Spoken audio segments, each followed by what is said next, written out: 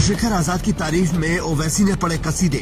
उत्तर प्रदेश की राजनीति में आने वाला है बड़ा भूचाल। अखिलेश यादव परेशान, बिना चंद्रशेखर नहीं बनेगी सरकार। उत्तर प्रदेश में चंद्रशेखर आजाद, अखिलेश यादव और आकाश आनंद के लिए सबसे बड़ा खतरा बनते जा रहे हैं, जिनके लिए बीजेपी भी मीटिंगें कर रही है और सपा की मीटिंगों में भी उन्हीं का जिक्र हो रहा है। लेकिन 2027 से पहले जो होने जा रहा है उससे यूपी की राजनीति में भूचाल आना तय है और सारे के सारे समीकरण बदलने भी तय हैं, क्योंकि ये सब समझ रहे हैं कि इस बार बिना चंद्रशेखर आजाद के सत्ता किसी के हाथ नहीं आएगी और बीजेपी के साथ वो जाएंगे नहीं। हाल ही में हुई सपा की मीटिंग्स में भी एक मत से नेताओं ने कहा कि चंद्रशेखर आजाद को साथ लेना होगा, लेकिन अखिलेश यादव के सामने भी वही मुसीबत है जो आकाश आनंद के सामने है।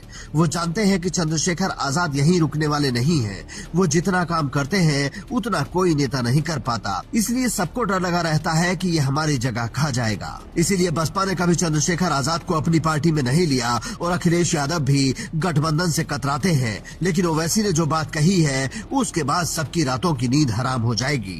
चंद्रशेखर आजाद एक नए एमपी है, नगीना के दलित लीडर हैं, उभरते हुए लीडर हैं। उनसे अलायंस किए। उत्तर प्रदेश के एक और मिनिस्टर है, उनकी पार्टी से अलायंस किए। अब इलेक्शन तो समझ रहे कुछ भी नहीं होगा। जैसा इलेक्शन बढ़ते गया इनको मालूम हुआ, अरे ये तो बहुत बुखार है, बहुत हरा बुखार बढ़ते जा रहा।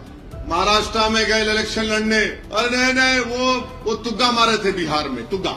बोले ठीक है तुग्गा मारे, देखो अब छक्का मारते यहाँ पे। ओवैसी ने इशारों में साफ कर दिया कि हमने गठबंधन करके बिहार में जो किया वो यूपी में भी करने जा रहे हैं। दरअसल बिहार में ओवैसी की पार्टी का चंद्रशेखर आजाद के साथ गठबंधन था, लेकिन चंद्रशेखर आजाद ने कभी क्रेडिट नहीं लिया और इसी बात ने शायद ओवैसी का दिल जीत लिया। वो मानते हैं कि चंद्रशेखर आजाद उभरते हुए लीडर हैं। अब सोचिए, अगर हजारों किलोमीटर दूर बैठा नेता ये समझ रहा है तो क्या यूपी वालों को समझ नहीं आ रहा होगा? बिल्कुल आ रहा है, लेकिन चंद्रशेखर आजाद की स्पीड उनकी घबराहट की वजह है और बदलते समीकरण उन्हें सोने नहीं दे रहे हैं। कैसे, वो भी समझ लीजिए। 2011 की जनगणना के मुताबिक यूपी में मुसलमानों की जनसंख्या 19.26% थी, लेकिन अब ये संख्या बढ़कर 22 से 24% होने का अनुमान है, जबकि दलितों की आबादी भी करीब इतनी ही है। ये दोनों मिलकर 45% हो जाते हैं, जो सरकार बनाने के लिए काफी है और इसी फॉर्मूले से चंद्रशेखर आजाद ने नगीना जीता है। इसके अलावा ओबीसी में भी चंद्रशेखर आजाद ने सेंधमारी की है।